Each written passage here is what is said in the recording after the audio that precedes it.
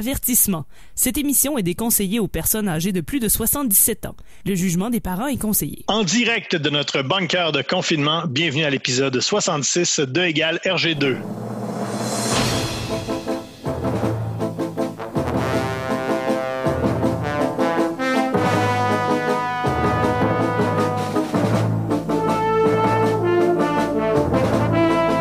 De bande dessinée, de gogno et de matraque molle, bienvenue à votre rendez-vous pandémique hebdomadaire de BD. C'est E=RG2, un projet de recherche de la chaire en études tintinoludiques de l'Université du Québec à Beauceville. Mon nom est François Anger, accompagné ce soir de Tania Beaumont. Bonsoir. D'Olivier Morissette. Salut. Et de Guillaume Plante. Allô. Rebonjour Guillaume. Salut tout le monde, comment ça va? Ça va très bien. Hey, imagine-toi que la semaine passée, on pensait qu'on t'avait mangé. Ben, je trouve ça un peu cavalier, alors que vous dites que vous m'avez pas mangé, vous avez insisté sur le fait que vous m'avez pas mangé, mais on va pas se leurrer, vous m'avez partiellement bu. Je ne donnerai pas des détails, mais ça implique une mop de chloroforme puis un très gros Magic Bullet. Je suis très tolérant, Ouais. je pardonne tout, on n'en reparle pas, mais on m'a bu. On m'a pas mangé. On n'en reparle pas. Mais on m'a bu. C'est fair. Partiellement. Ben oui, écoutez, c'est ça. La semaine dernière, pour ceux qui étaient à l'écoute, on a eu un petit quiproquo sur des choses qu'on aurait mangées. Finalement, c'était pas Guillaume parce qu'on rappelle qu'on est en confinement. Même si en ce moment, là, on déconfine un peu, nous, on reste là. On reste confinés. On est surconfinés. Oui. On prend pas de chance. Là, ça va super bien là, parce que j'ai maintenant appris comment faire du levain avec des restants de crayons de couleur. OK. Là, quand je mélange ça avec la farine de Spirou, là, ça nous fait un pain qui a de l'allure. Là. Fait que là, ça va super bien, les réserves de bouffe. Là. Ah, ben, c'est parfait. On mange des sandwichs. Et des sandwichs 3 couleurs. Mm-hmm. Fait qu'on peut toffer comme ça pendant très longtemps. Puis à la limite, si on sort, peut-être qu'on va être rendu à COVID 22 ou 23. Là. Ça va tellement vite. De toute façon. Amenez-en, là. Et de quelle couleur ton levain, Olivier? Ben là, j'ai fait une batch de couleur chaude, puis la semaine prochaine, je vais faire une batch de couleur froide. Fait que là c'est comme un genre d'orange. Peux-tu les mixer pour faire une batch de couleur tiède? Ouais, ça serait bon. Ah, ouais. Good. C'est pas un brun, hein? C'est bizarre. Ah. Égal RG2, on parle de bande dessinée. La plupart du temps. Malgré tout, là, c'est ce qu'on fait. Et oui, et depuis le confinement, donc, on fait presque un album par semaine. On cherche Tintin, en fait. C'est ça notre projet de recherche. On cherche Tintin. On est à la recherche du Tintin perdu parce que vous savez tous qu'il n'y a plus de nouveaux albums de Tintin. Nous, on veut lire des nouveaux Tintins. Il n'y en a plus. Qu'est-ce qu'on fait? On le cherche ailleurs. Donc, la semaine dernière, on l'a cherché dans les tuniques bleues. On l'a partiellement trouvé. Et ce soir, on va essayer de le trouver dans la série Atom Agency, le tome 1, Les bijoux de la Bégume, qui est paru chez Dupuis. Vous dites Bégume ou Bégum? Moi, j'ai eu bien de la misère cette semaine. Moi, j'avais Bégoum en tête. Moi, ça me semblait être comme de la gomme. Fait que je disais bégomme comme de la gomme. Moi, je pensais que c'était un verbe irrégulier. Fait que c'est bégim, bégam, bégum. Fait que finalement, on n'est pas... encore une fois, on n'est pas plus avancé avec ces trucs de prononciation. On s'en sortira jamais. Ça, c'est l'histoire de notre podcast. Un jour, il y aura peut-être de la BD en alphabet phonétique, puis là, on n'aura plus de problème. Il va falloir, à un moment donné, là, mettre un pied à terre et dire « Hey, phonétique ou rien. » là. C'est ça. Ouais, t'as bien raison. Donc voilà, on va essayer de trouver Tintin ce soir dans Atom Agency. On rappelle qu'on est correct, comme disait Olivier, on est correct pour la nourriture. On n'est toujours pas sous les décombres de l'Université du Québec à Beauceville. Cherchez-nous pas là, c'est absolument pas là qu'on se cache. Mais si vous voyez un gros tuyau, s'il vous plaît, ne pas le boucher. Puis arrêtez de cogner dessus, c'est insupportable. Parce que si on était là, ça serait vraiment tannant, ça nous empêcherait de dormir. Ouais, on nous déconcentrerait quand on lit de la BD. Mm-hmm. Pendant le confinement, on fait un effort de lire des bandes dessinées qui sont disponibles gratuitement sur des bibliothèques en ligne. On en a trouvé quand même pas mal. Au départ, on avait commencé avec quelques pistes, mais maintenant, on est quand même très bien équipé. Vous pouvez trouver des bandes dessinées gratuites sur BANQ au Québec, avec Bibliothèque et Archives nationales du Québec, gratuit avec preuve de résidence québécoise. C'est très facile de s'abonner. Les bibliothèques municipales du Québec sont à peu près toutes également sur prêt numérique. Avec BANQ, on peut avoir également accès à Oupla. où vous avez plein de comic books en anglais. Et il y a également Isneo, sur lequel vous pouvez trouver plein de BD avec un mois gratuit.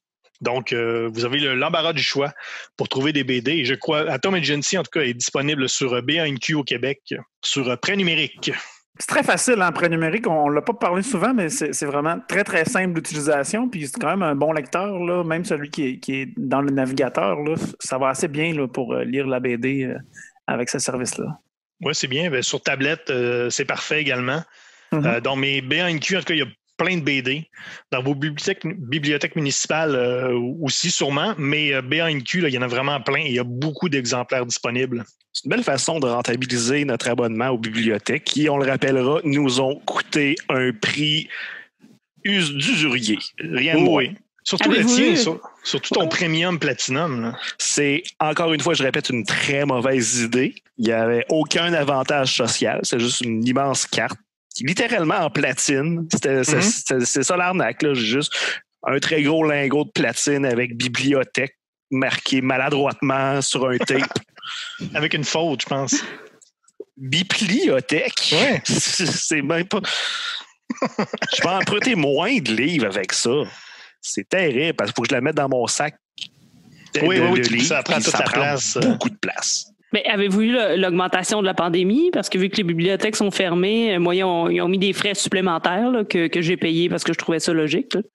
Ben oui, il faut donner un peu un genre de pourboire. Oui, parce que c'est fermé. Ben oui. Ouais. EILRG2, c'est pas seulement un podcast et une émission de radio en temps normal. C'est également plein de drôleries qu'on met sur nos réseaux sociaux. Donc, il y a plein de parodies d'albums de Tintin, plein de choses rigolotes sur notre Facebook RGCKRL ou tout simplement E=RG2. On est également sur Twitter, ERG2, et vous pouvez également nous rejoindre sur Twitter avec le hashtag MatraqueMolle, et c'est également possible sur Instagram. Publiez-nous vos plus belles photos de MatraqueMolle avec le hashtag MatraqueMolle. Mais j'aimerais ça avoir des stories aussi, là. Si vous êtes en train d'écouter le podcast, le balado, là, moi j'aimerais ça vous voir en action. Donc, si vous voulez, et taguez-moi, parce que je ne vais pas toujours voir sur le hashtag. Tania, tiré en bas, Beaumont. _. Faites-moi pas dire des R en anglais. On est ouvert à l'idée de se faire un compte TikTok, mais ça va prendre quand même beaucoup de demandes. Oui, donc mettez-vous à l'œuvre immédiatement. On veut une pétition, une grosse pétition, et on va se partir un compte TikTok. Sur change.org. Oui, 5000 minimum. Et on a même mis récemment le lexique ou, si vous voulez, l'encyclopédie Tintino-Ludique. Donc, si jamais il y a des choses que vous ne comprenez pas dans l'émission, ce qui est notre cas à nous, d'ailleurs. C'est vraiment possible, oui. Oui.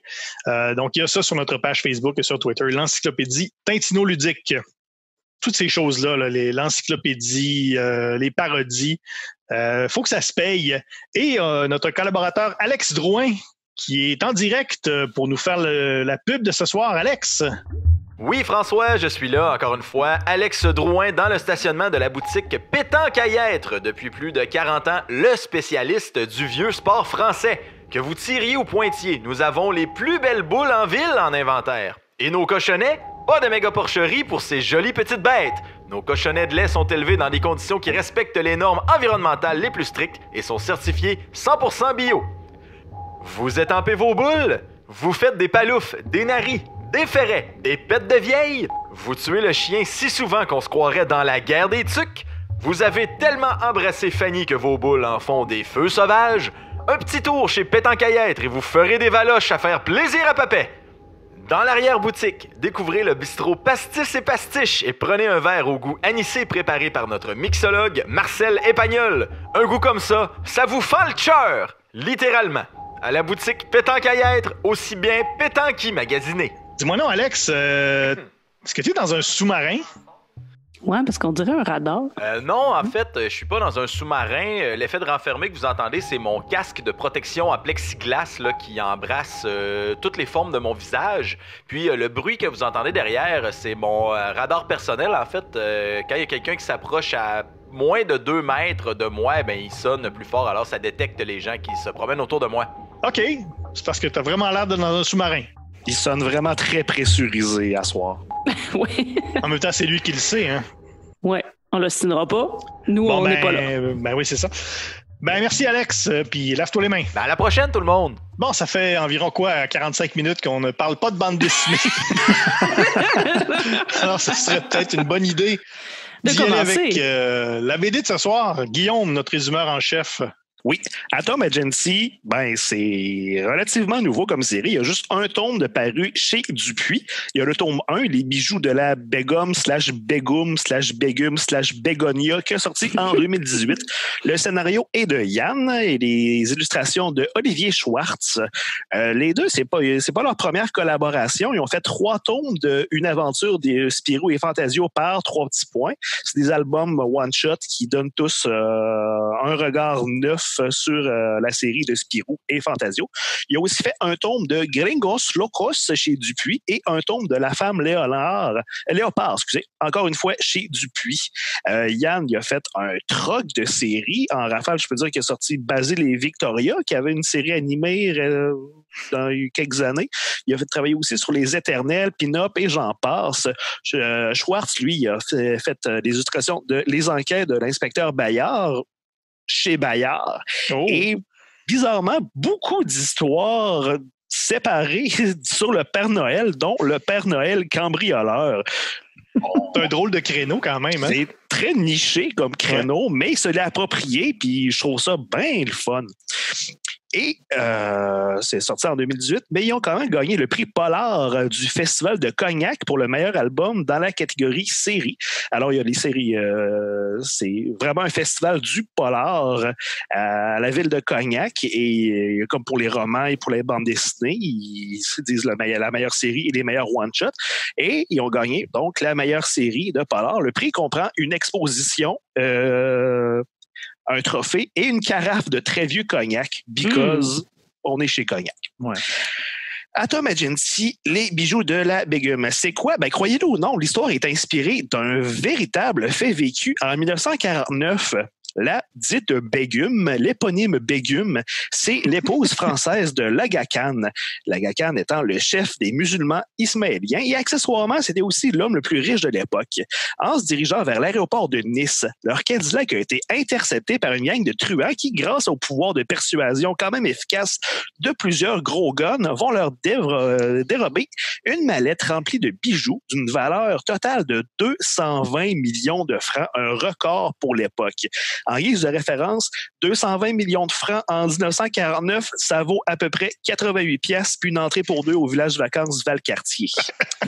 Donc ça c'est tout à fait vrai, c'est vérifiable. Là où l'histoire prend des libertés, c'est avec l'intervention de Atom Verkorian.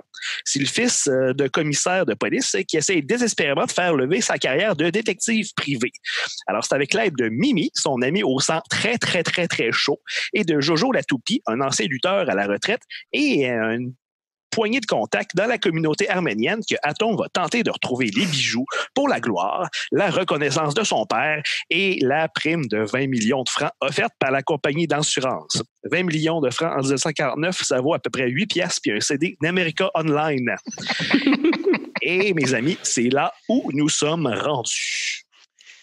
Merci Guillaume. Je vais peut-être régler un problème. Ici, j'ai l'audio de comment on dit Begum. Begum. C'est Begum. Voilà. Begum. Merci, larousse.fr. Thierry, dis-nous comment prononcer Begum. Martin Matt. Si on était encore à la radio, on aurait pu faire jouer la chanson de R.E.M. Begum de Begum. Ah! Salutations à tous les fans d'R.E.M. qui ont compris ma blague.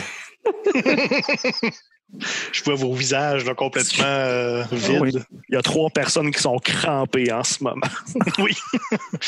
Dont 2 des membres de R.E.M. Ouais. Michael Stipe se tape ses cuisses. OK, on va y aller.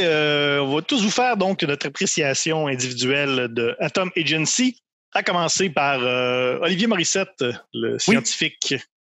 Oui, Atom Agency, c'est une BD qui se présente relativement bien, je dirais. En fait, le dessin que nous offre le dessinateur dans cette série-là, je l'ai trouvé assez vivant, assez dynamique. Là. Vraiment, les personnages sont intéressants, puis les scènes d'action sont effectivement bien développées. C'est aussi une BD qui comme Tintin, joue beaucoup dans les détails.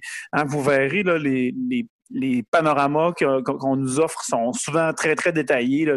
Les boutiques là, sont bien décorées. Il y a beaucoup de choses à lire aussi. Hein. Des petites annonces, des pubs, ouais, c'est ça, ou des devantures de magasins là, qui sont tous plus savoureuses les unes que les autres.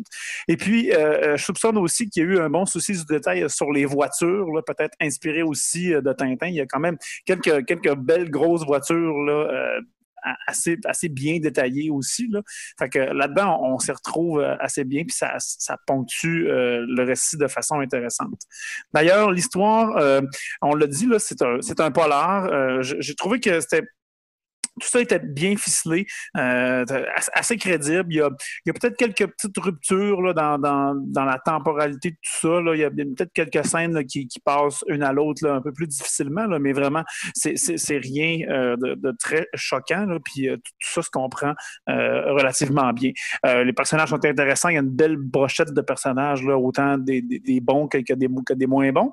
Et puis, j'ai trouvé là, tout ce beau monde-là était relativement attachant. Puis d'ailleurs, c'est assez intéressant aussi hein, le fait que cette série-là s'ancre dans une communauté culturelle là, que sont les Arméniens, là, avec Atom, puis sa famille, puis tout son entourage aussi. Là. J'ai trouvé que ça donnait un certain caractère à tout ça aussi. Là. Bon, on en a parlé hors d'onde, là, l'accent marseillais dans certaines des cases, là, peut-être peut entraver la lecture de certains, là, mais ça donne quand même une certaine couleur à tout ça.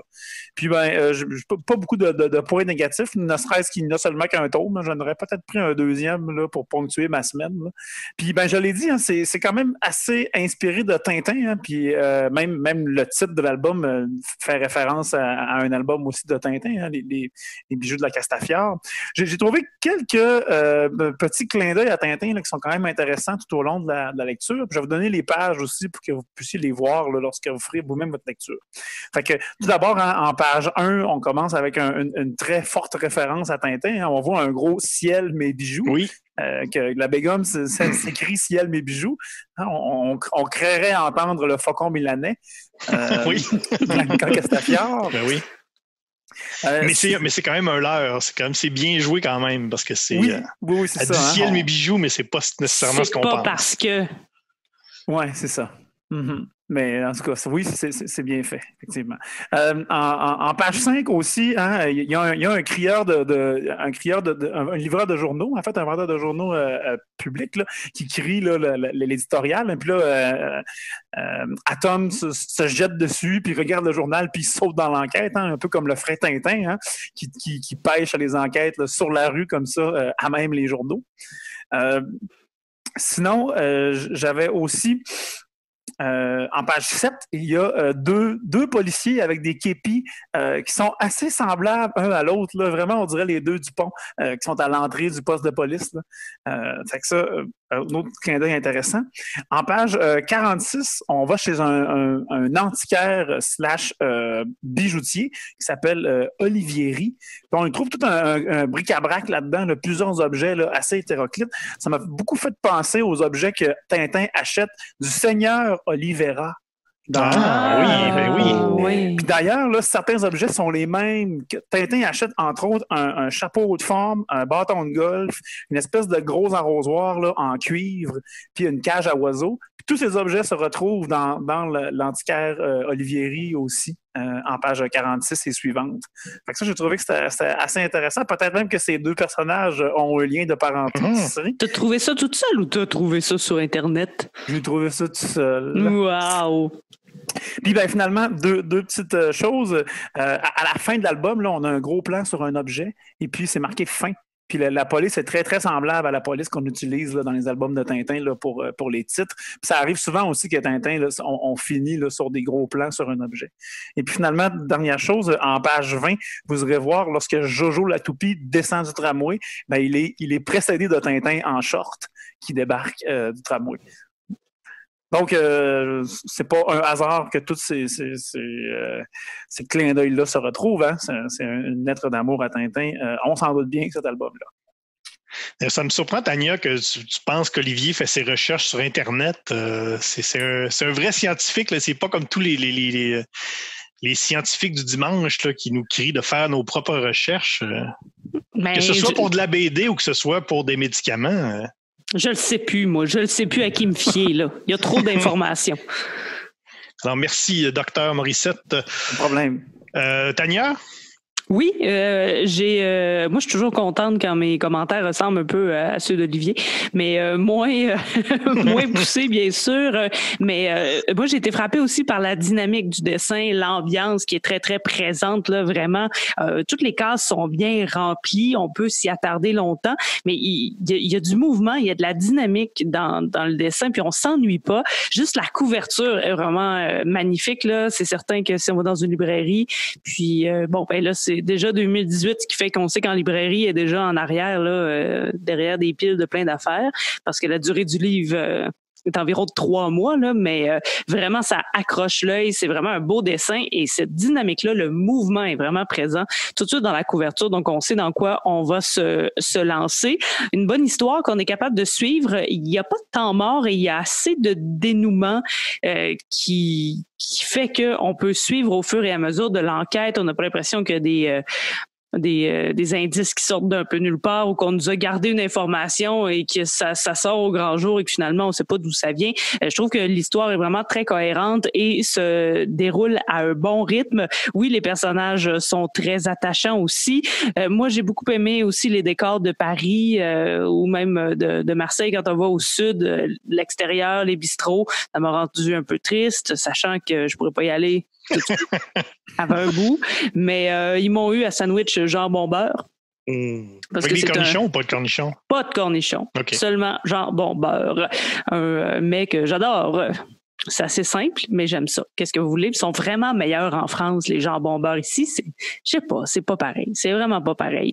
Et il y a quelques autres mentions à de la nourriture. Ça me fait toujours plaisir. Entre autres, il y a l'Aga Khan qui appelle sa femme, la Begum, par des surnoms gourmands. Et vraiment, là, très, très original, c'est très poussé. Et je les ai mis en ordre, j'ai fait un top 5, je les ai mis en ordre de ceux qui me semblent le moins bons jusqu'au meilleur. Donc, au goût, bien sûr. Le 4e va vous surprendre. Ce n'est pas l'amour qui parle, mais bien les papilles. Alors, en numéro 5, je place le roux-doudou en fruits confits, parce que j'aime moins les fruits confits. En numéro 4, soyez surpris, la douce gazelle en sucre. Oh! C'est beau, mais c'est faut que tu l'attrapes avant de la mettre dans le sucre, la gazelle. C'est ça. Ça court vite, fait que c'est pas facile. En numéro 3, le colibri en sucre d'orge. Moins compliqué. Oui, ça doit être délicat quand même. C'est aussi, plus facile là. à tremper dans le sucre, tu sais. La gazelle, c'est gros, là, crème. Oui. Dans le sucre d'orge. Par le bec, là. Ouais, c'est ça.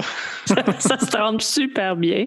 En numéro 2, ma grenouillette en nougatine. Ouais, celui-là, il est bon. Parce que je pense qu'il va y avoir une espèce de mélange sucré et salé qui peut être intéressant. Et en numéro 1, ma bichette en caramel. Parce que dans le caramel, tout est bon. Donc voilà, c'était mon appréciation de Atom Agency, mais vraiment moi aussi là, je me suis demandé s'il y avait un deuxième tome. Assurément, on sait que les personnages vont revenir, mais on a fini cette histoire-là, donc on reste pas nécessairement en suspens. On sait qu'il y a autre chose à venir, là, c'est sûr. En tout cas, c'est clair dans l'histoire.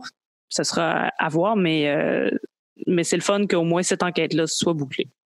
Je me demande si l'Aga Khan est diabétique, hein? Avec tous ses surnoms sucrés. Ben, peut-être. Peut-être qu'il a le goût de sucre un peu, tu sais, puis il est pour à la diète. C'est ça, il transfère. Peut-être son titre complet, c'est l'Aga Khan à sucre.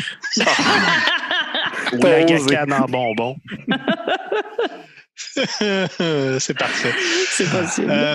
Ben pour moi, tantôt tu parlais, Tania, de story Instagram, de nous taguer les stories Instagram. Ben moi, Atom Agency, c'est dans une story Instagram que j'en ai entendu parler pour la première fois. C'est Paul Bordelot, qu'on salue, l'auteur du 7e vers de Faune et bientôt de Pour réussir un poulet, l'adaptation de la pièce de théâtre de Fabien Cloutier, prix du gouverneur général du Canada. Donc, Paul Bordelot avait mis cette BD-là dans une story Instagram en disant que c'était bien bon. Et tout de suite en partant, j'ai juste vu la couverture et là, j'ai fait wow, la couverture est malade mentale. Ouais, c'est belle. Comme de fait, comme tu disais, je sais qu'il ne faut pas se baser sur la couverture, mais là, c'est exactement ce que j'ai fait. Et je trouvais la couverture tellement belle et j'adore tout de cette couverture-là. Le fond jaune, juste la voiture avec le personnage, la typographie. C'est super. Je dis, je veux lire cette BD-là. Et donc, je l'ai lu. Donc, je l'ai lu il y a peut-être 1 an. Et j'avais adoré ça. Et donc, je me suis dit, mon Dieu, ça ferait un super bon épisode dans la recherche du Tintin perdu. Et là, je l'ai relu et j'ai encore eu autant de fun à le lire une 2e fois. J'aime beaucoup l'ambiance polar, comme on dit. On a tous un peu dit les mêmes choses, mais les dessins très rétro, style Spirou, mais avant Franquin, là, les vieux Spirou. La palette de couleurs que j'adore, c'est toujours gris, brun, rouge, jaune. On dirait qu'il fait toujours soleil à midi dans BD, tu sais. C'est toujours, tu sais, le ciel est toujours très, à la limite blanc. On dirait que c'est toujours très ensoleillé. Et ce que j'aime bien, c'est que justement, comme on est dans un polar et c'est quand même assez inspiré des films policiers français de ces années-là, qui sont toujours en noir et blanc. Je trouvais ça intéressant d'avoir ça en couleur, avec des couleurs, très belles couleurs. Les dialogues, moi j'ai écrit dans mes notes dialogues juteux. Hein, c'est vraiment des dialogues, là, ça se parle comme on s'imagine que les flics se parlaient. Mais ça se parle comme on se parle dans la vie ou comme on parle avec des collègues. Il n'y a pas de... Mais c'est super. Il y a plein de mots que moi, j'ai pas compris. Là. Mais on comprend par le contexte, puis c'est super imagé, les dialogues. On est habitué que les policiers parlent. C'est un individu qui a été aperçu vers 20h15 aux environs de telle place. C'est très factuel. Alors là, c'est vraiment extraordinaire. Les dialogues, j'ai vraiment adoré ça. Le rythme est incroyable. Il y a même quelques références à des personnalités connues, là, sans trop dévoiler. Le cousin d'Atom Verkorian, c'est Chanouk Aznavourian, qui est le vrai nom de Charles Aznavour. Puis il est artiste. C'est son cousin. Il y a même une autre référence à Lino Ventura. Donc, on est là-dedans, on est dans l'ambiance, là, un peu avant la nouvelle vague au cinéma. Je suis vraiment satisfait de ma 2e lecture. J'ai vraiment hâte de voir le tome 2. Ça va être sûrement très intéressant. Excellent aussi. Les plus beaux sourcils depuis Paul. J'ai eu assurément. la même pensée, la même réflexion. Tu t'es fait une réflexion de sourcils, m'excuse, mais on pourrait avoir une discussion de sourcils. Peut-être on pourrait faire je pense qu'on pourrait mettre sur la page Facebook un sondage. Sur les plus beaux sourcils de la BD. Les plus beaux sourcils. Est-ce que les gens préfèrent les sourcils de Paul ou les sourcils d'Atom? On va faire ça. On s'en reparle. Petite réflexion au hasard. Le personnage de Mimi qui dit à un moment donné à la gouvernante, en fait, de la Begum, elle lui dit « Réveille-toi, grosse dinde! » Bang! Oui. Ça, j'ai trouvé ça parfait comme façon... j'ai trouvé ça excellent. Dans Tintin, on décrivait beaucoup les voitures par les conduites intérieures noires et tout ça. Et là-dedans, il y a traction avant noir. Ouais. Alors, juste pour ça, moi, j'étais vendu. Ça pourrait être une vibe, tu sais. Ça. Ouais. Et il n'y a pas des marques de voitures, c'est vraiment c'est vraiment qu'est-ce que la voiture fait. C'est incroyable. On parle plus comme ça aujourd'hui. Et moi, tous dans cette 4 roues motrices. Ben oui, tu sais. Et moi, j'ai noté les surnoms des lutteurs. Tu as noté les surnoms de la Begum. Alors, j'en ai quelques-uns. Moi aussi, je vais faire un top 1, 2, 3, 4, 5, 6. Pas besoin. Non, je vais toutes les faire. Tant pis. Ah non, j'en ai 5. Je ne sais plus lire. Alors, en 5e position, la fusée italienne. Oui. On start ça, c'est quand même relax. Qui est Lino Ventura, d'ailleurs. En 4e position, le bourreau de Bagatelle, qui est le père du personnage de Mimi, et qui, Mimi elle-même, dit qu'il est devenu l'ectoplasme de Charenton dans son vieil âge. En 3e position, le Jojo la toupie. Ben oui. Un des personnages principaux. En 2e position, le bourreau des Batignolles, qui est un petit peu mieux, à mon avis, que le bourreau de Bagatelle. Mm-hmm. Et en 1re position, le Machiavel des Fortifs. Hey, ça, c'est pas pire, hein? C'est extraordinaire. Mais Jojo C'est la toupie, ça pourrait aussi être une danseuse de burlesque. Ouais, c'est ça. Oui. Ouais. Alors voilà, c'est ça. J'ai vraiment beaucoup aimé ça. Guillaume. Oui, moi je m'attendais absolument à rien en ouvrant ce fichier PDF téléchargé sur le site de la BANQ. Ce somptueux fichier PDF. Ça perd un peu de sa magie. Mais mais c'était une agréable surprise du début jusqu'à la fin. C'était vraiment le fun à lire. Tout d'abord, je pense qu'on a tous parlé que c'est un beau style visuel. Je pense que c'est défini comme la néo-ligne claire, que oui, c'est comme du Tintin, mais c'est encore plus géométrique. C'est vraiment super intéressant. Mais c'est vraiment C'est comme du RG jazz. Oui. Dans le style, hein? Tu sais, c'est... Exactement. Et c'est l'utilisation du polar que j'ai trouvé réjouissante. C'est un digne successeur de Blake et Mortimer, Gilles Jourdan, Ricochet. Mais toutes ces BD-là, un peu polar, c'était quand même très propre. C'est comme des détectives qui partent à l'aventure. Atom Agency, c'est tout sauf propre. Là. Le personnage principal est quand même clean cut, mais le polar, il y a comme... S'il y avait une haleine, ce serait un rot de vieux gin. Tu sais, tous les personnages sont croches un peu, sont pas propres. Tu sais, même les gentils policiers, finalement, on se rend compte qu'ils sont pas si clean que ça. Les méchants mafiosi, ils ont comme un bon côté. Puis ça joue un petit peu avec la dynamique des personnages principaux parce que oui, t'as le détective héroïque avec sa jeune amie de fille et le colosse acolyte, mais avant, l'amie de fille, ça aurait été une jeune pucelle bien proprette. Alors que Mimi, excusez, mais j'ai jamais vu un personnage de BD aussi horny que Mimi. Excusez, là, mais... Oui, hein, elle veut. Surtout en 46. Elle veut fissionner le noyau d'Atom sur un moyen temps. Là. Et je suis content qu'on t'aille pas mangé. On a bien fait quand même. Et Jojo la toupie serait pu être le gros colosse naïf, gentil à la Obélix. Mais non, c'est pas un super génie, mais c'est pas un imbécile. T'sais. Puis il se dit non, moi je suis pas ton sbire, je suis un associé. Là. Fait que, il y a sa parole au chapitre aussi. Puis j'avais vu des vieilles bandes dessinées, je pense que c'était Marc Jaguar, où est-ce que il y avait comme des gangsters, puis ils réussissaient à les tromper en mettant une brique sous un chapeau, puis un méchant gangster qui décide de donner un coup de pied au chapeau, puis il se fait mal au pied parce qu'il y a une brique, puis c'est comme ça qu'il réussit à se sauver. Si Atom essayait de faire ce coup-là au gangster qu'il y a dans Atom Agency, il mangerait 3 balles dans le front. On ne niaise pas avec les méchants dans Atom Agency. S'il s'en sort, c'est par une purement de la chance et d'autres raisons que je me permettrais de ne pas élaborer pour ne pas divulgacher de beaux moments. Mais c'était vraiment une belle découverte, vraiment. Merci François d'avoir pointé. Merci Paul Bordelot. Oui, merci à Paul Bordelot d'avoir conseillé François qui nous a conseillé. Et j'ai bien hâte de voir le tome 2 qui devrait s'appeler Petit Hanneton. Alors, c'est très prometteur.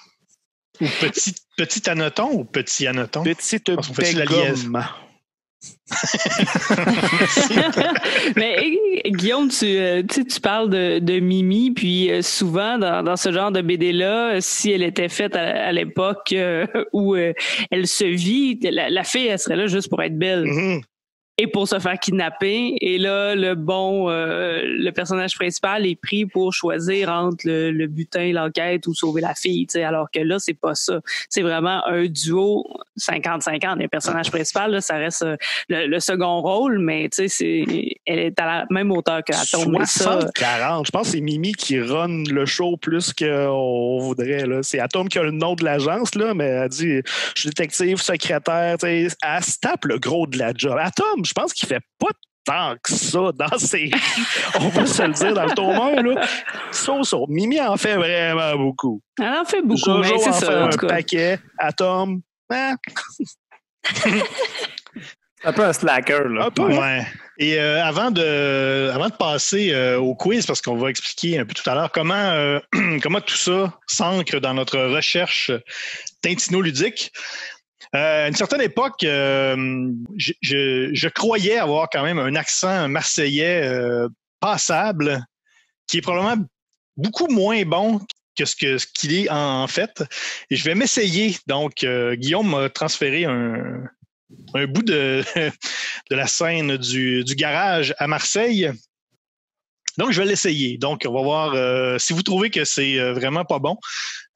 C'est normal. Ça se peut. Dans ma tête, ça fait beaucoup de sens. Alors, je m'essaye. Théâtre.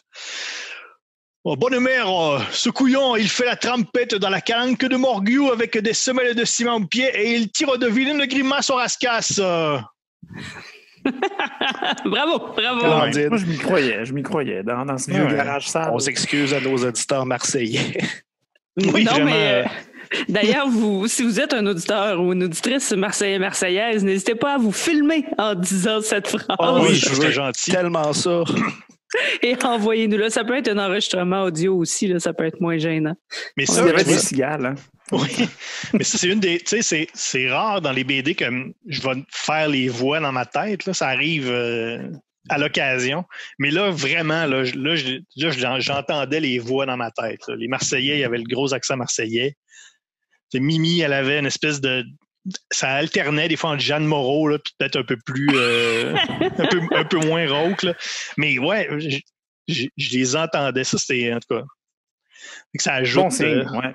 Oui, c'est très bon signe.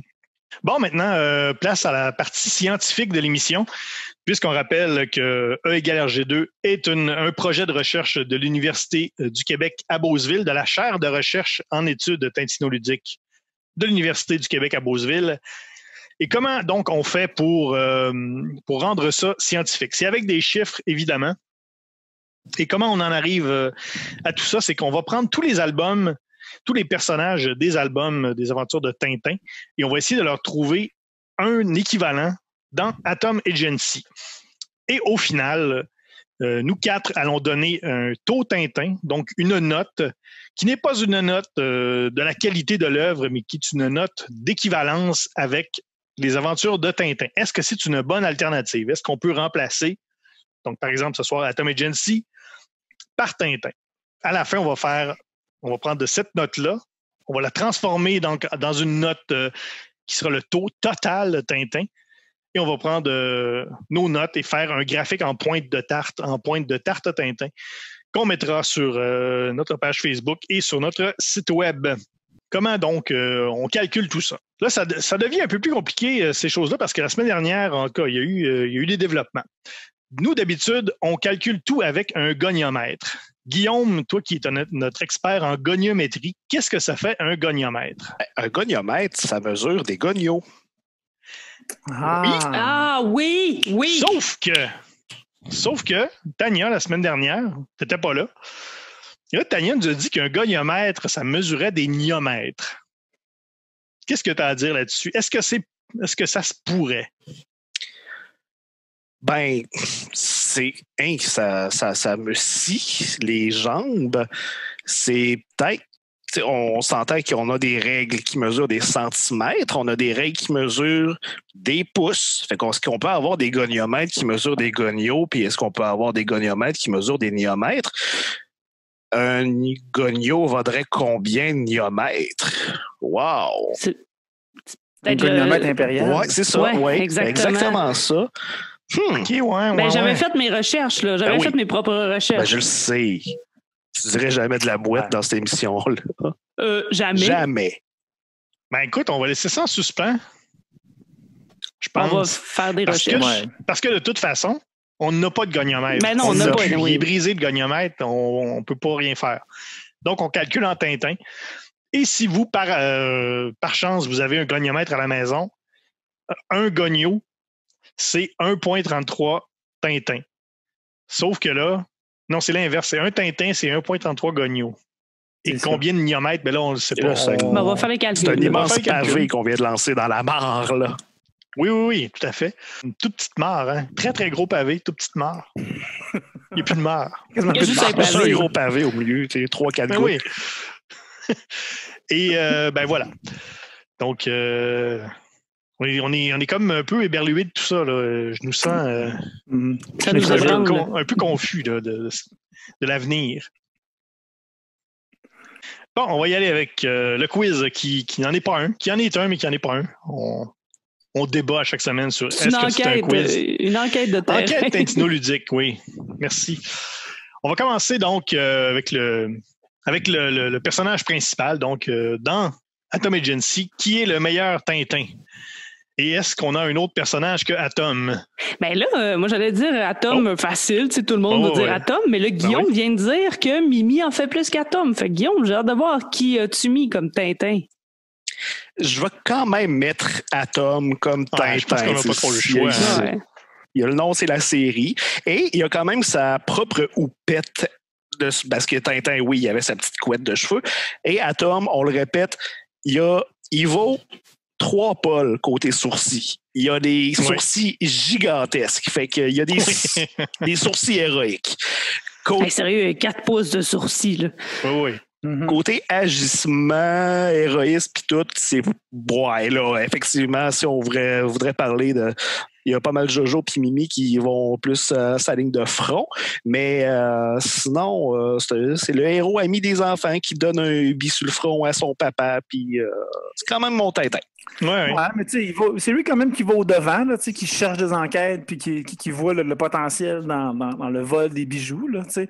Puis, faut dire aussi qu'il arbore le pantalon golf aussi comme Oui, Tintin, oui, hein, oui, de solidement, manière merveilleuse. Oui. Je sais quand même noter une différence. On parlait tantôt qu'il voyait une nouvelle passer dans le journal, puis il disait, comme Tintin, il sautait à pieds joints dans l'aventure, mais Tintin, c'est pour résoudre le casse-tête. Atom, c'est parce qu'il y a beaucoup d'argent derrière cette mention. Oui, c'est ça, oui. C'est pas faux. Meilleur Haddock. Difficile, celui-là, hein? Ouais, mais il y a le père, monsieur, l'inspecteur Vercorian. Dans le côté mentor, là. Ouais, dans le côté mentor. Mhm. C'est sûr que dans le côté acolyte qui se bagarre ou Jojo Il y la a Jojo la toupie, toupie, ben oui. il est bon. Ouais, c'est ça. Moi, j'y allais pour Jojo aussi, là, pour ce. Puis il y a un petit côté bourru là aussi, là, notre Jojo. Là. Mimi et Pogne les Jojo nerfs. sont bourrus chacun à leur façon. Fait que je trouve que les deux font des Oui, bons oui, Haddock. Mhm. Parce que Mimi hein, est beaucoup plus sanguine. Là, elle tripe sa lutte. Mhm. Puis, un peu comme Haddock là, qui est Monique dans La Secret de la licorne là, quand il se met à faire son flashback là, de pirate. Là, c'est un peu la même énergie, là, un peu Mhm. rah! Ah ouais. On y va, là. C'est pas de mots, j'ai C'est juste ça. un son. C'est le genre à gifler une madame qui vient juste de Oui. se faire étrangler. oui. Hey, en la traitant de grosse dinde. En ouais. la traitant de ouais. Réveille-toi, grosse dinde.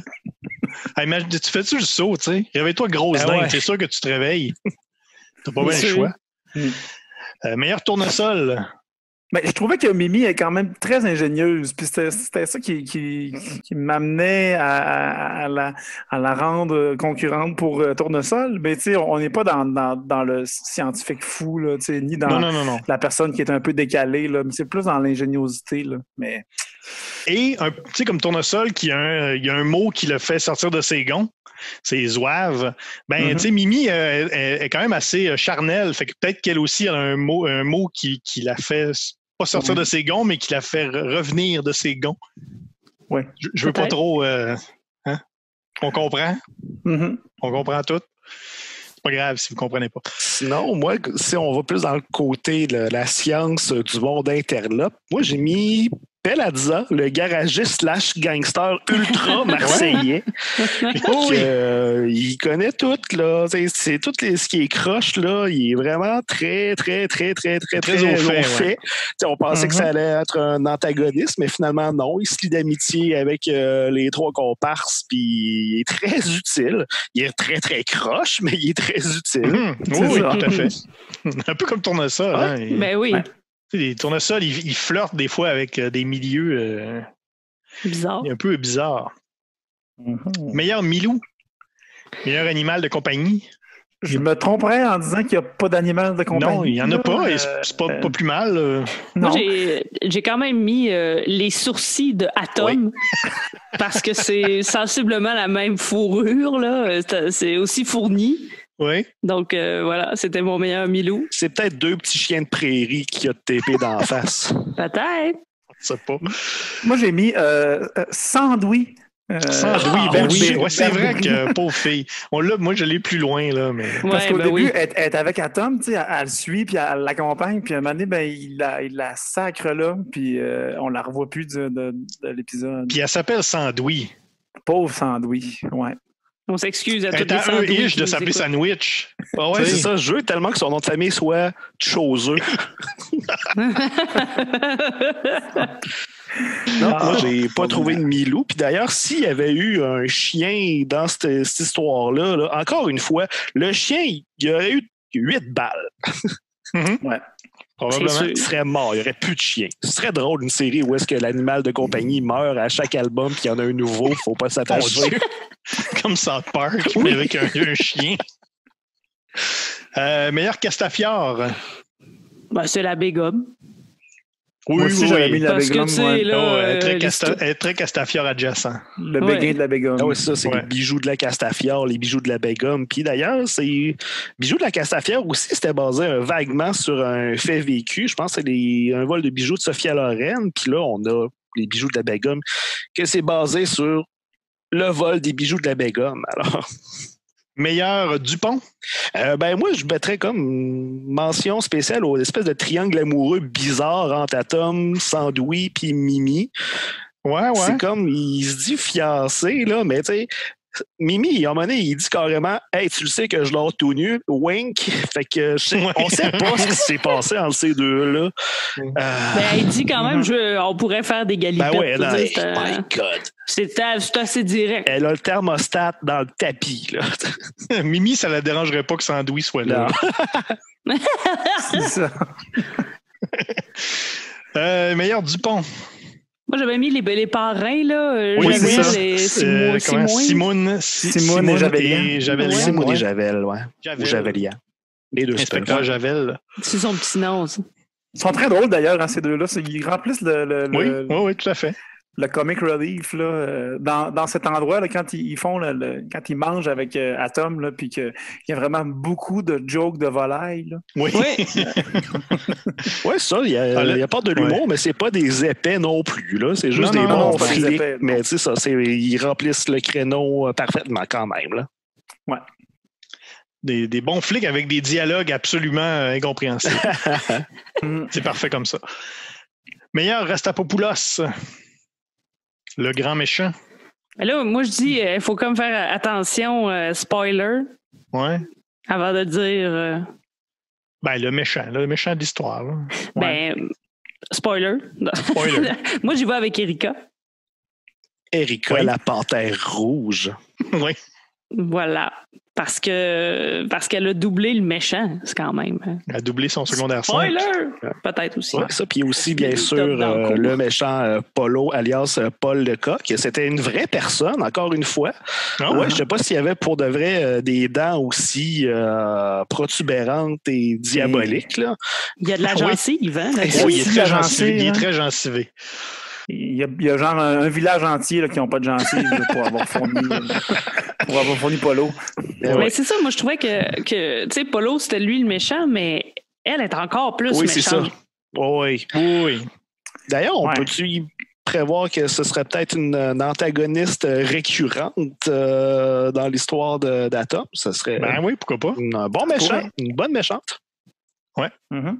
Meilleur frère l'oiseau. méchant de seconde zone facilement défait. Moi, j'ai dit les gardes du corps de l'Agacan, parce que quand Jojo la toupie rentre dedans, là, Oui. et là, ils font pas long. Tu sais, on s'entend, c'est un ancien lutteur et eux, c'est des gardes du corps en fonction. Normalement, ils devraient être plus sa coche qu'un ancien lutteur. Ouais, c'était pas tant des méchants en tant que tels, mais oui, ils se font ramasser solides. C'était mon pic pour les frères Loiseau aussi. Mm-hmm. Puis il n'y en a pas grand d'autres, parce que je le répète, les méchants là-dedans, là, non, ça Non. t'essayes pas de t'en... Connaissent le job.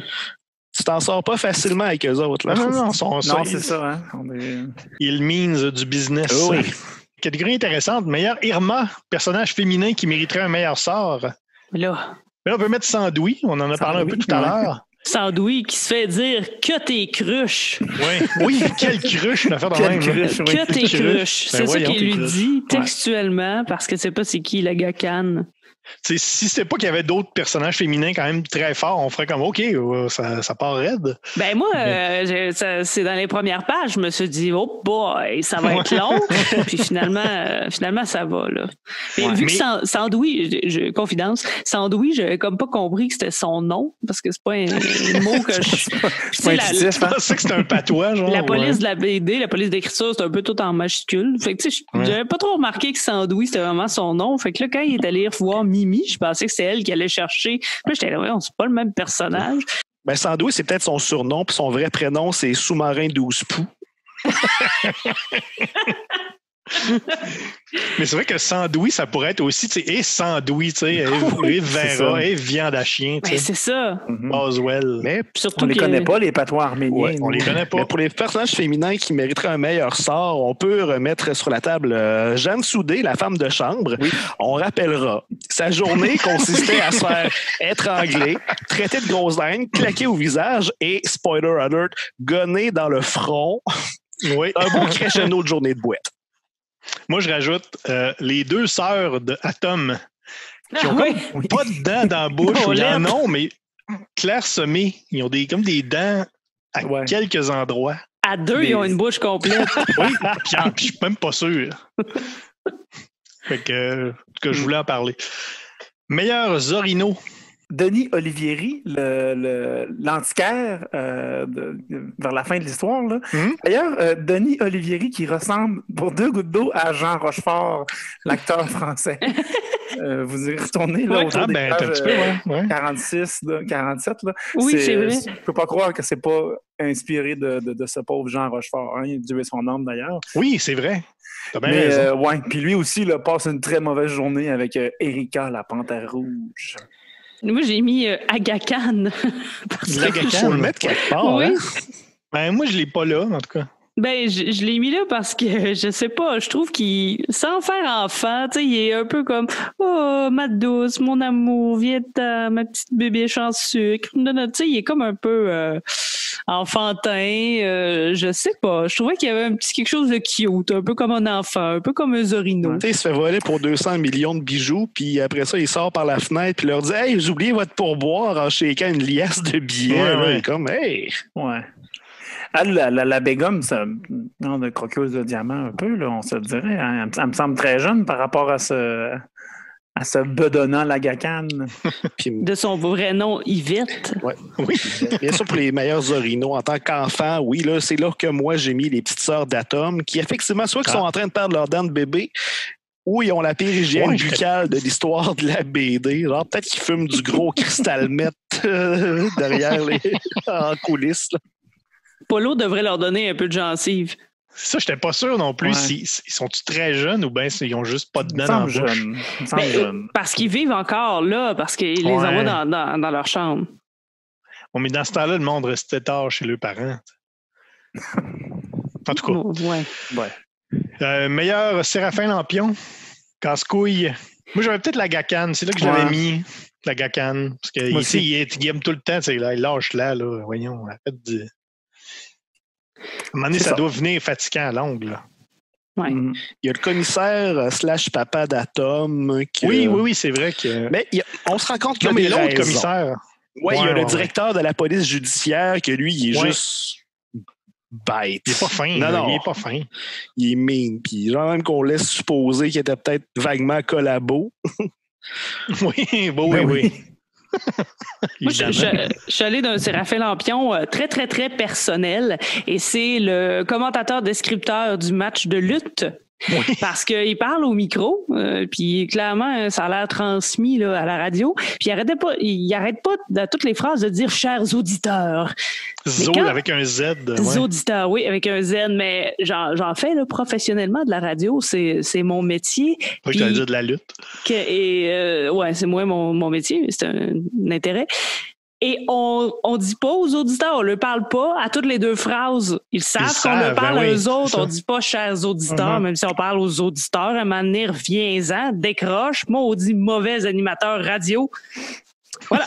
Donc, c'est un Séraphin Lampion très, très personnel. On salue nos auditeurs. Je tiens à dire que ce commentateur-là ressemble beaucoup à Jean Pagé. Animateur de Feu Jean Pagé. C'est ça. Oui. Sandouille et casse-pied aussi. Oui, ouais, c'est vrai qu'il bon, on peut pas dire ça aujourd'hui. Elle traite son chum de chameau, là. C'est comme, non, ça passe pas, ça. Ouais, mais il la traite de cruche, tu sais. C'est donnant-donnant. Ouais. Puis elle traite de chameau dans son dos. Ouais. En tout cas, meilleure boucherie sans eau. Meilleur commerce. Le bistrot. Il y a le garage. Il y en a plein. Hein. Il y a le garage SO, qui est vraiment écrit SO, là, comme le vieux logo. Moi, j'ai mis le bistrot au quart de poulet. Oui, le quart de poulet, j'avoue. Le cirque d'hiver. C'est juste le succulent jeu de mots. Moi, j'ai mis la maison de chambre là, où est-ce que cette pauvre Jeanne ça fait traiter de grosse dingue. Oui, ça s'appelle Au coucou helvétique. Oui. C'est parfait. Et le meilleur nom de boutique d'antiquaire ever, c'est Au Bouddha de Cochinchine. Oui. C'est du calibre mondial. Oui, j'avoue. Meilleur goniomètre, meilleur objet. Les bijoux. Moi, je dirais le Bouddha de Cochinchine. Oui, lui-même en personne. L'objet du Bouddha là, qui nous sert finalement dans la série. C'est quoi le nom de l'album déjà? Les bijoux de la Begum. Voilà. Très bien. Ben oui. Meilleur Michel, personnage qu'on voit pas beaucoup, mais qui a vraiment trop de charisme. Alors moi, j'ai un pic quand même assez... je sais pas si vous allez me suivre. Tavares. Oui. Mais qui est Tavares? C'est qui déjà Tavares? C'est le garagiste noir qui ferme le rideau de fer. Ah oui. Ouais, tu sais, on le voit pas beaucoup, mais il est quand même un certain charisme. Tu sais, il a l'air d'un sympathique, genre de sympathique armoire à glace, là. OK. Moi, j'avoue que j'ai un choix qui va faire qui ne fera pas consensus parce que j'avais choisi Jean Pagé, présentateur de lutte. Ah ben là! Mais pour sa bonne bouille là, de présentateur, là, c'était purement esthétique. J'en ai mis quelques-uns, moi. Ah oui? Ouais, moi, ça commence par Tétine. Hein? Le gangster qui... Ta seule phrase, c'est dit « Et faites fissa où ma tétine va gicler en pointant sa mitraillette. » En fait, cet homme-là sait comment capturer l'attention d'une salle. Là. Ouais. C'était vraiment... j'ai mis aussi l'Ange Blond et le bourreau des Batignolles, deux lutteurs... qui se doivent être charismatiques, entendons-nous. Ouais, j'avais pas mis l'Ange Blond dans mes surnoms de lutteurs parce que je trouvais que c'était un peu... Il y en avait des meilleurs. Petite mention spéciale pour Denis Olivieri, l'antiquaire Ripou, qui est quand même capable de se faire lacérer le visage à coups de rasoir puis quand même rire au nez de sa tortionnaire. Ça demande une présence. Mais l'ultime Michel, le personnage qui est surprenamment beau pour le rôle qu'il a, c'est Marcel, le fan de lutte, qui sert strictement juste à dire que ah oui, c'est Jojo la toupie, le lutteur, mais il est comme beaucoup trop beau puis intense, puis on le voit plus jamais. C'est la définition d'un Michel. Hein? Ah, c'est exactement. Oui. Textbook Michel, comme ils disent en latin. J'en ai peut-être un dernier, parce que je veux qu'on en parle. Et on n'a même pas dit, Michel, évidemment, il y a plein de monde qui disent quoi, Michel, dans Tintin, c'est qui ce gars-là? Ben justement, Michel, c'est l'ingénieur de la fusée dans Objectif Lune, qui, on le rappelle, est très charismatique, est très beau bonhomme et qui a extrêmement pas été dessiné par Hergé. Du moins, c'est ce qu'on théorise. Il y en a un dernier, puis je veux juste le mentionner. C'est le monsieur de l'annonce de Dantol. Parce que Dantol, c'est un très bon nom de marque de dentifrice. Et il a l'air d'avoir quand même une solide moustache, là. Voilà. C'est vraiment une bonne pub. C'est juste un poster avec quelqu'un, puis c'est écrit « Avez-vous essayé Dantol? » Ouais. C'est parfait. Qu'est-ce que tu as besoin de plus? Ben non. Ça fait quand même le tour. On avait beaucoup de stock à se mettre sous la dent. Avant de terminer. Je pense qu'on n'était pas les sœurs de Atom parce qu'on aurait eu de la misère à se mettre tout ça sous la dent. Oui. Ça aurait fait mal. Il aurait fallu le broyer. Il aurait fallu broyer tout ce savoir. Faire une slush de savoir comme ça. Donc, on va y aller à tour de rôle. Allez-y comme vous le sentez. Votre taux Tintin, donc votre note sur 100, qui, on le rappelle, n'a rien à voir avec la qualité, mais qui est vraiment un taux de comparaison avec les aventures de Tintin. Mais enfin, la qualité, on a tous dit, on a tous adoré Atom Agency. Donc là-dessus, ça va. Donc, on a notre saut de qualité tintinoludique. Maintenant, votre taux Tintin sur 100, allez-y comme vous le sentez. Ben, ce sera bref. Je vais donner 76. OK. Je répéterai pas tout ce qu'on a dit. On a dit vraiment beaucoup de choses oui, avec les ressemblances à Tintin.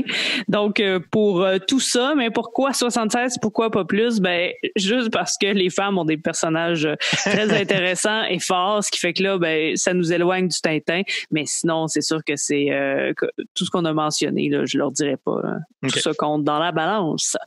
Moi, j'ai donné 88. Je trouve que c'est un Tintin de remplacement. C'est plus adulte, par contre, que la série originale, mais tout de même, c'est intéressant de voir un héros qui est empêtré dans la réalité. Hein. On l'a dit, les méchants sont vraiment méchants, puis si tu fais pas attention, ben, ça peut se revirer contre toi.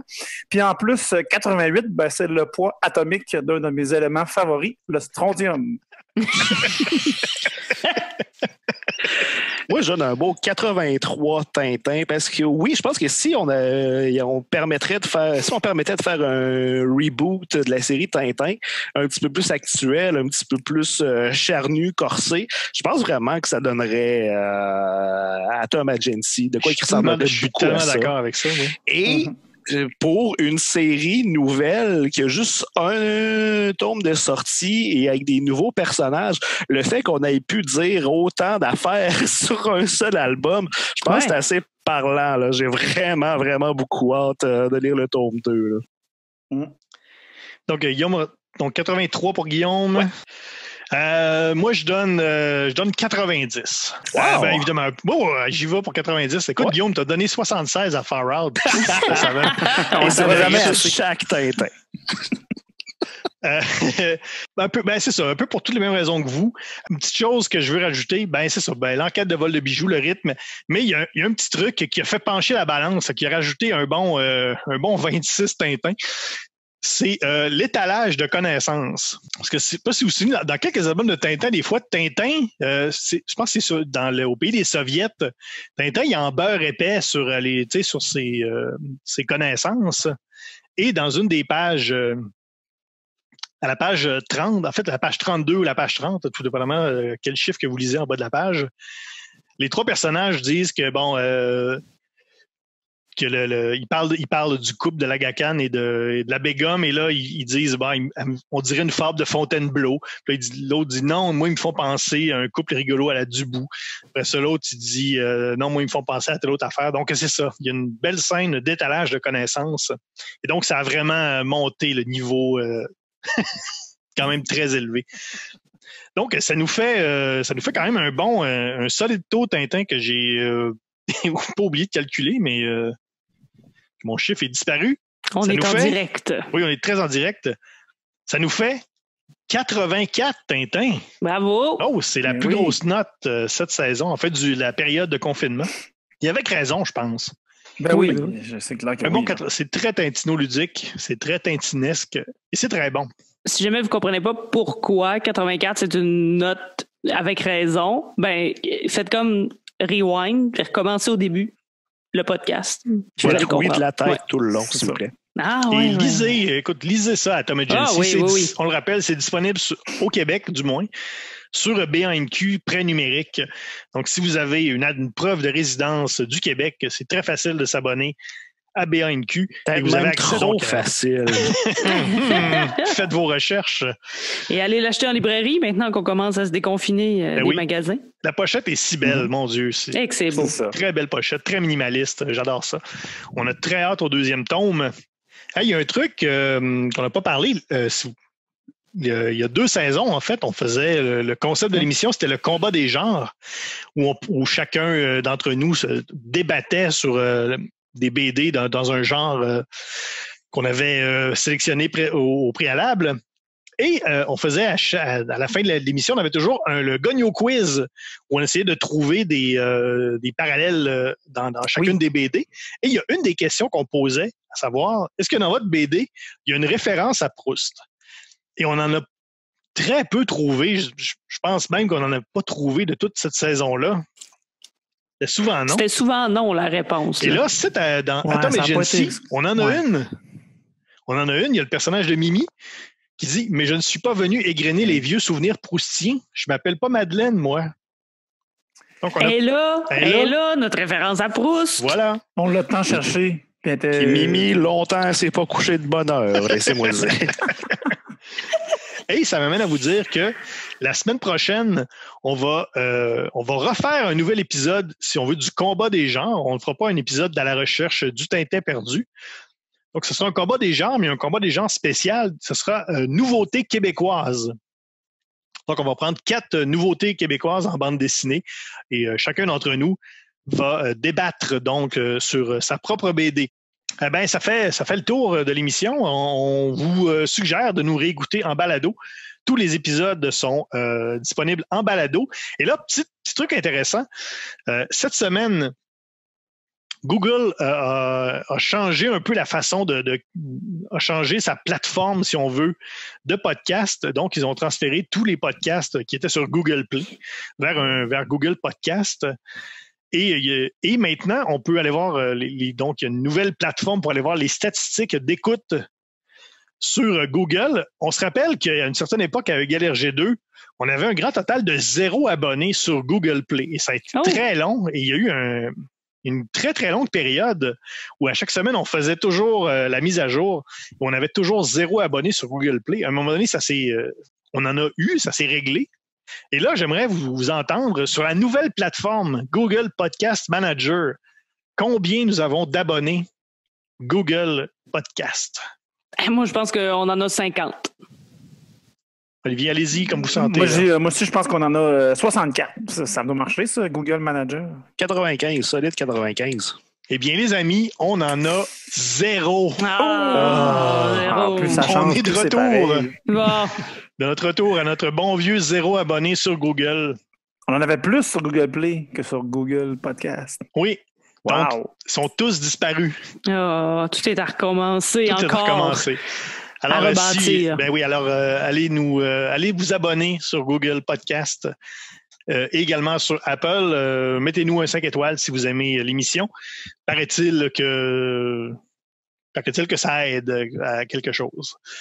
Vous pouvez également nous retrouver sur Facebook. Allez cliquer j'aime sur notre page Facebook RGCKRL ou E = RG2.